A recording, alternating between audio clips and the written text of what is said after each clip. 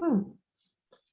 So Yay. All right. we're talking about our water system for those that are curious. You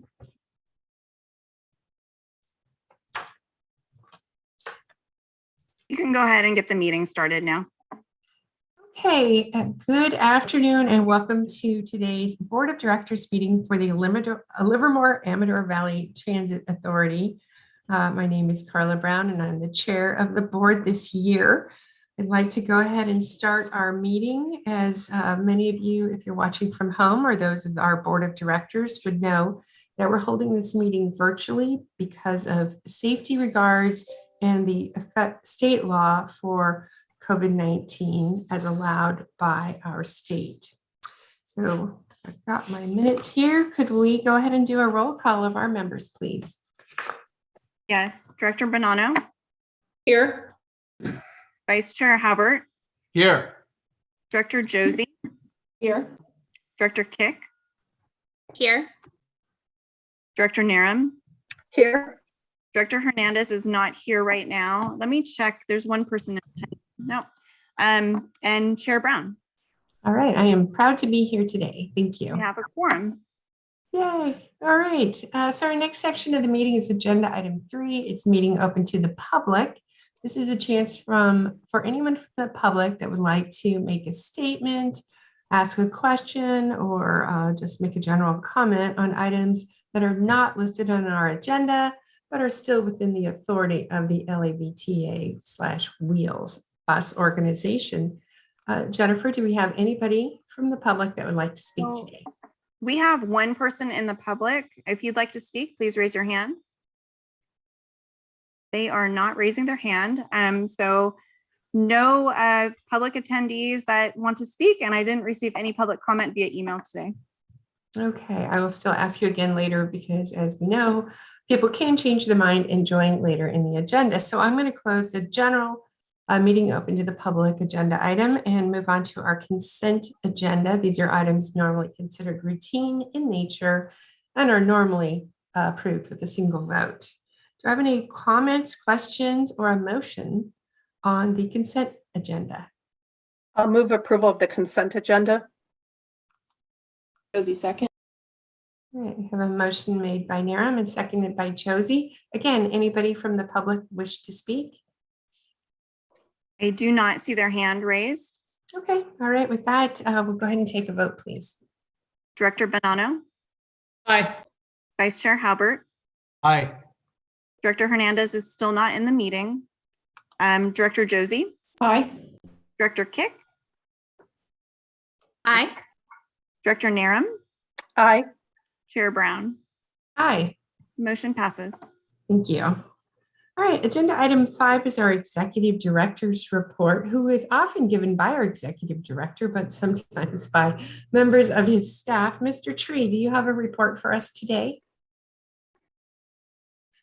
I do. Let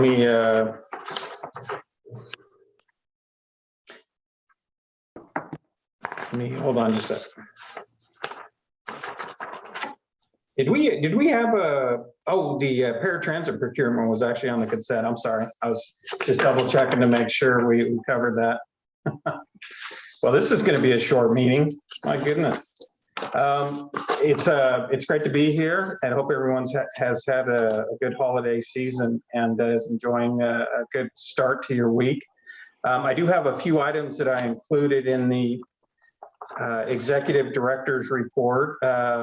It's some interesting statistics if you had the chance to read that in regard to ridership, in regard to our total for the month of December being 107% increase over December of 2020. And obviously, I think it was the schools that were already out in December of 2020 due to the pandemic that caused that increase, but an interesting statistic to look at. And then you can see just kind of for statistic purposes, how we shape up with 2019 ridership, having about double the 2019 ridership in December of 2021. So I think, we're working hard. I think the soundbite of the day really is COVID and the variant, the Omicron. I noted in the staff report how many contractors we had out due to the variant, as well as customer service. And in addition to that, an executive assistant that are currently out of the office for reasons of either having COVID or being self-quarantine. I can't speak today. Being self-quarantined because of exposure to the COVID. The school's been out, so it hasn't been an issue. School's back in, I think, at all 3 school districts now this week. So we're able to make all of our pools, pulling out the buses in the morning for the different runs. We do have a few operators to spare, so to speak, so we think we're going to be fine moving forward, but we're just watching it really closely. You never know when you walk in the morning how many have called in and have said that they have had either exposure to someone or are feeling ill and are heading out for a test. So we're watching it closely, but I think the key soundbite is that your executive team feels like we're okay at the moment. I do have just a couple of other things I think that have historically been of interest to the board. Give you a quick update. Atlantis, the planning of your future maintenance facility and your operation and admin building. That's really moving behind the scenes quickly, going from 30% design to 60% design with your Kimley Horn team.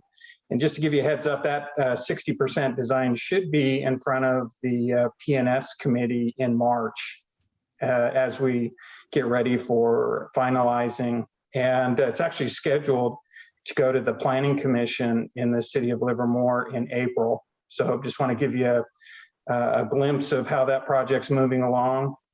You have your zero emission bus master plan that you're all real versed in. Tonight we'll be talking to the Livermore City Council. They asked for an update on the project.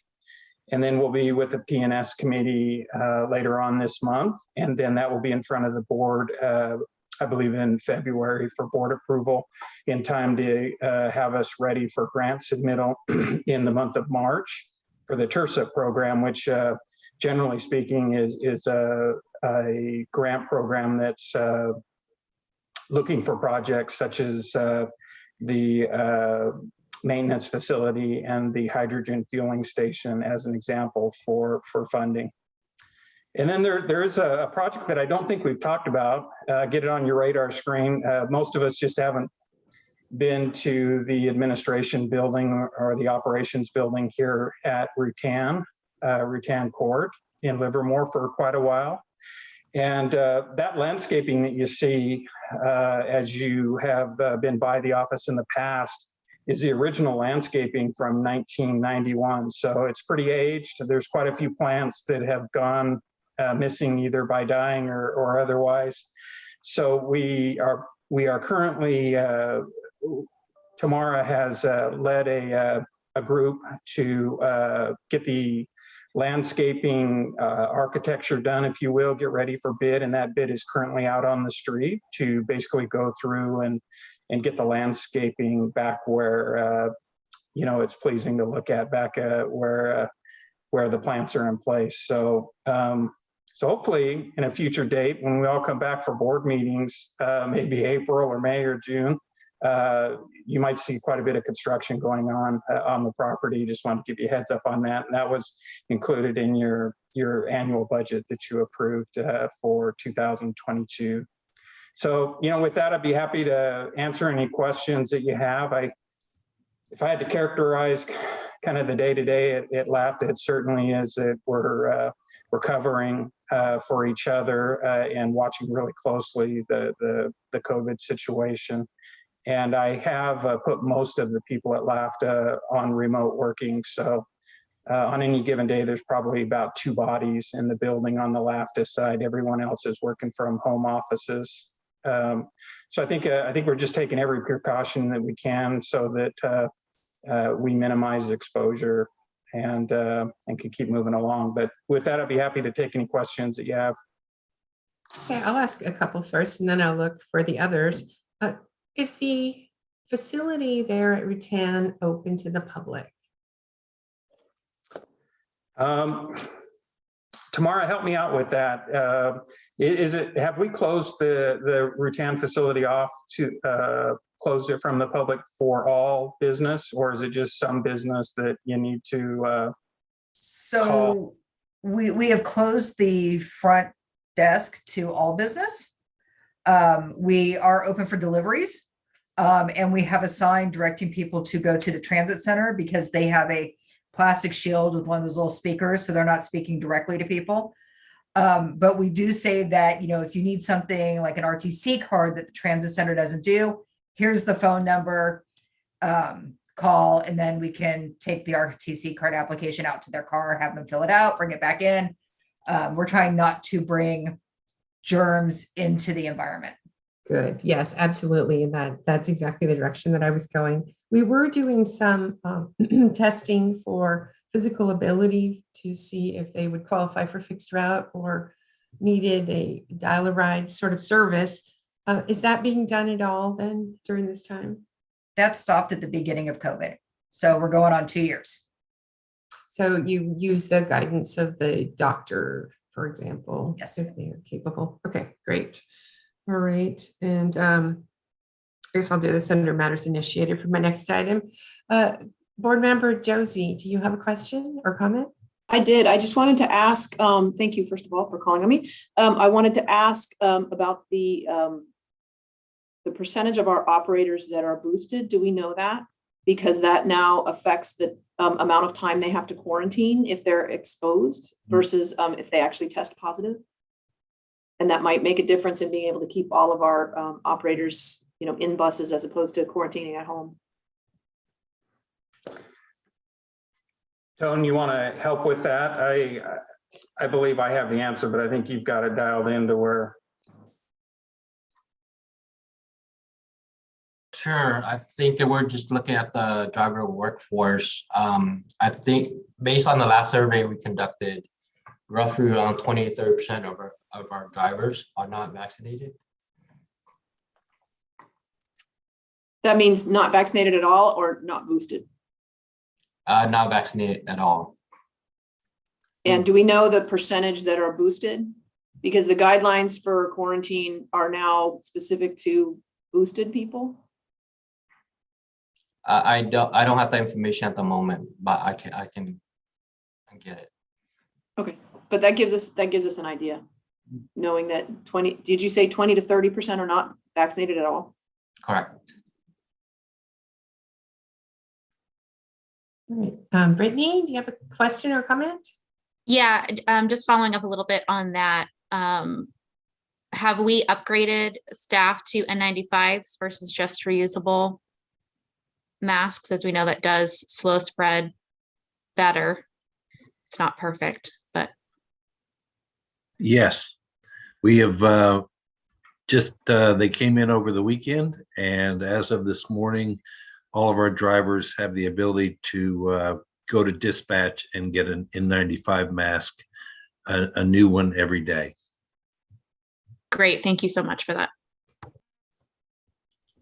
I think the only thing to follow up on that is at LAVTA with LAVTA employees. I believe all but one employee has been vaccinated. So just to give you an idea of LAVTA specific employees. I And know I that. think also of the folks that have tested positive, at least 2 of them were vaccinated. So those are breakthrough cases. So I'm sure that member Josie's going to be saying, is that booster vaccinated or 1 or 2 shots?